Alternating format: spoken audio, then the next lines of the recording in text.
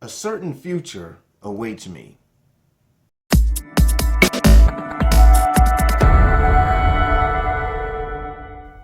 Hi everyone, Antonio Thornton here. February 23rd, day number 54 of 365 Science of Mind. Today's lesson is a certain future awaits me. And I have here a quote from C.S. Lewis. It says, hardships often prepares an ordinary person for an extraordinary destiny. And the text for today's reading is, we are not enough at home in the universe. We are afraid of it, afraid to live. If the time ever comes to you and to me, when we see God in everything and in everybody, we will never be alone or lonely. Every experience will but more vividly reveal the warmth and color and beauty and responsiveness of the universe in which we live. Its entire nature is given to us. We're on the verge of a vast possibility. The individual or nation without a vision must perish until the vision is reborn. What is our vision going to be in the midst of confusion, doubt, and uncertainty? It is either going to fall before the confusion and be destroyed, or something transcendent within us is going to rise and look to a certain future, to an eternal reality, to a God principle, to an infinite presence responding to us according to our acceptance. And I love these few lines here. There is no individual good. Good belongs to everyone. Good fulfills itself only as it multiplies itself. Therefore, there is no good that belongs to you and me alone, no final piece to us only as individuals. The watchword is not exclusion, but inclusion. And the more good we release, the more good we experience. As I like to do as much as possible, staying away from the political conversations, but wow, what a wonderful, wonderful message for the state of divisiveness, confusion, doubt, worry, fear, you name it, that we in the United States are experiencing now in February of 2017. Let me read this here. This is a couple of really great lines here. There is no individual good.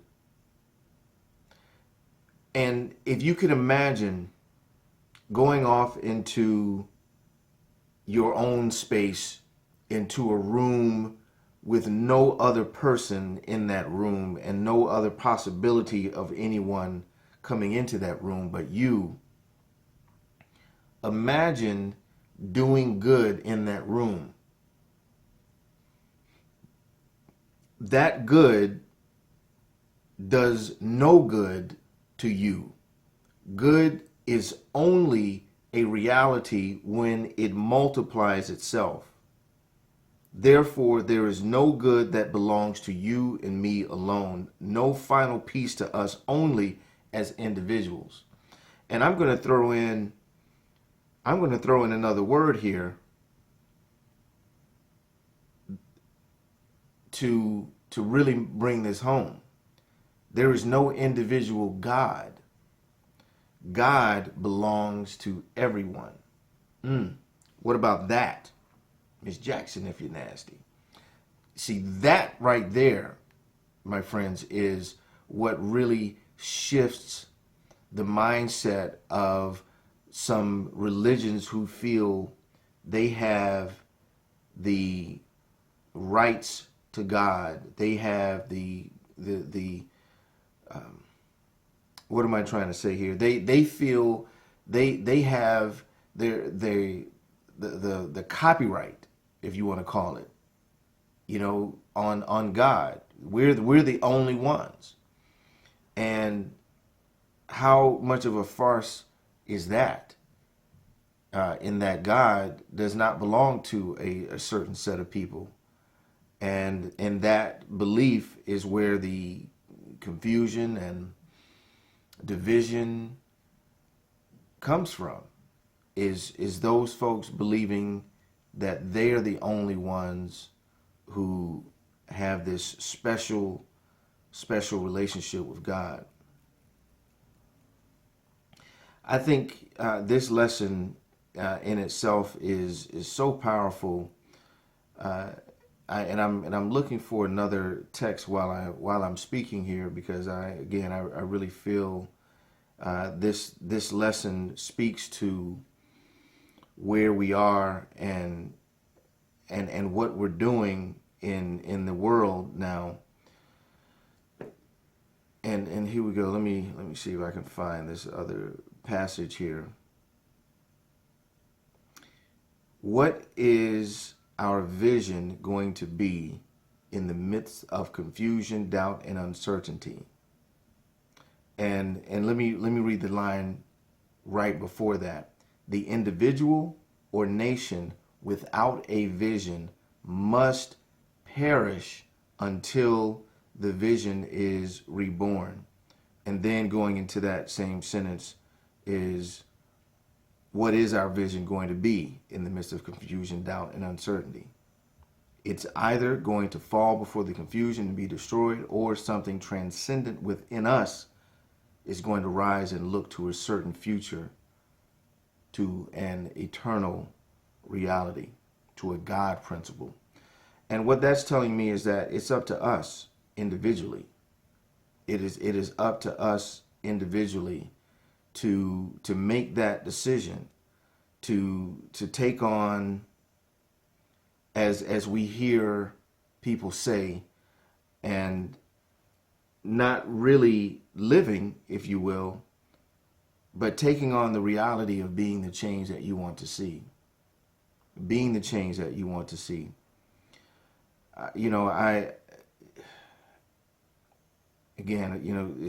difficult to ignore as much as I don't get into politics and the debating of it and the back and forth, as much as I avoid that, it's so amazing to see the protesters and the protesters, the people who are protesting the protesters. These guys are going back and forth at each other, and just imagine if someone would just say, hey, how can I love this person in front of me? How can I see the God in this person in front of me? How can I do that?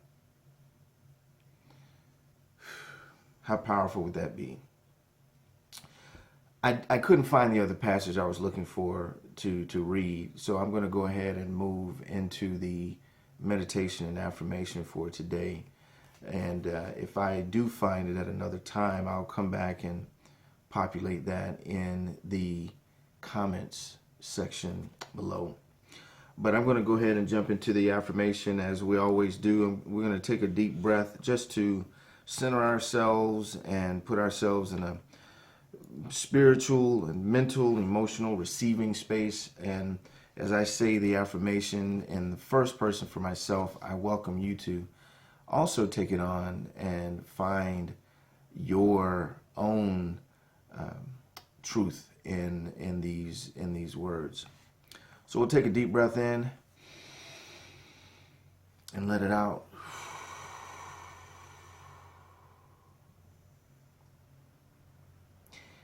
I am part of the one tremendous whole whose nature is of God. It is in this divine nature, this inevitable union, that I consciously walk and talk with the infinite until it becomes dynamic and real to me.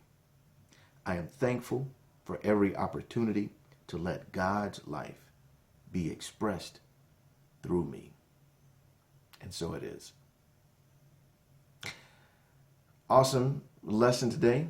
And again, I kind of stepped on the political soapbox for a moment, but I think still nonetheless very, very relevant to what is going on right now, and very applicable for how we can make a change in our world by being the change that we want to see.